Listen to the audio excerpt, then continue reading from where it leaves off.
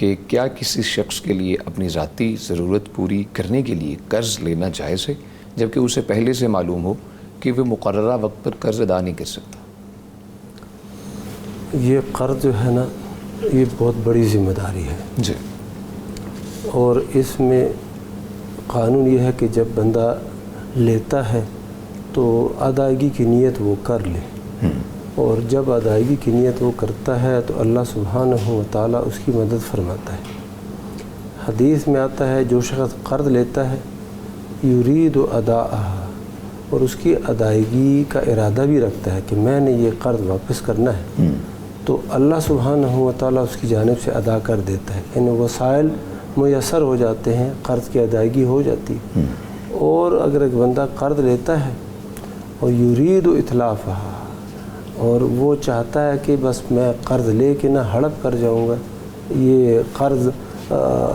کی وجہ سے کون کسی کو قتل کرتا ہے یا کیا ہے، یہ میرا کیا کر لیں گے، تو بس پھر یہ جو ہے نا اللہ تعالیٰ اسے تلف کر دیتا ہے، پھر اس کو یہ طاقت نہیں نصیب ہوتی کہ وہ قرض ادا کرے۔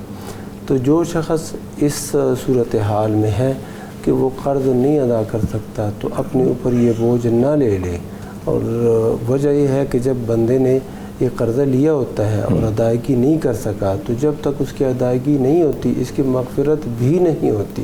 اچھا، حتیٰ کہ حدیث میں یہ بھی آتا ہے، اللہ کے نبی صلی اللہ علیہ وسلم نے فرمایا کہ یہ جو شہید ہوتا ہے اللہ کے راستے میں اللہ کے کلمے کو بلند کرنے کے لیے جو بندہ لڑتا ہے اور پھر شہید ہو جاتا ہے، اس کے لیے تمام گناہ معاف کر دیے جاتے ہیں الا الدین، سوائے قرض کے، سوائے دین کے جو اس کی ذمہ ہے اس کی معافی نہیں ہوتی، اور اس دین کی وجہ سے اس کی پکڑ ہوگی حالانکہ یہ شہید ہے۔ تو یہ، اور پھر فرمایا کہ جبریل نے ابھی مجھے یہ آ کے بتایا ہے، یعنی وہی آئی اسپیشل خصوصی اس بات کو ثابت کرنے کے لیے اور بتانے کے لیے کہ دین کی معافی نہیں ہے۔ تو جب بندہ اس حالت میں ہو وہ قرض نہ لے لے، مزید لوگوں کا مال کیوں وہ ہڑپ کرنا چاہتا ہے؟ ہاں، اگر اس کو امید ہے کہ میں قرض لوں گا اور ادا کر دوں گا، یا اس کی صورتحال اضطرار والی ہے، اضطرار کا مطلب یہ ہے کہ ہنگامی صورتحال ہے، اگر وہ قرض نہیں لے گا کسی سے تو بھوکا مر جائے گا، اس کے بچے جو ہے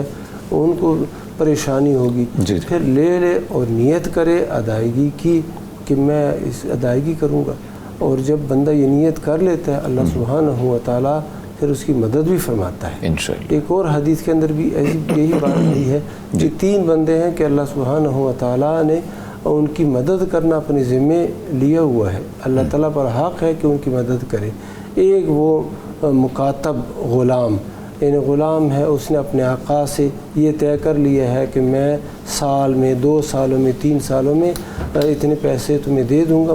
مجھے آزاد کر دو، جیسے کہ پہلے غلامی کا دور تھا۔ تو اللہ سبحانہ و تعالیٰ اس مکاتب غلام کی مدد کرتا ہے اور اس کو وسائل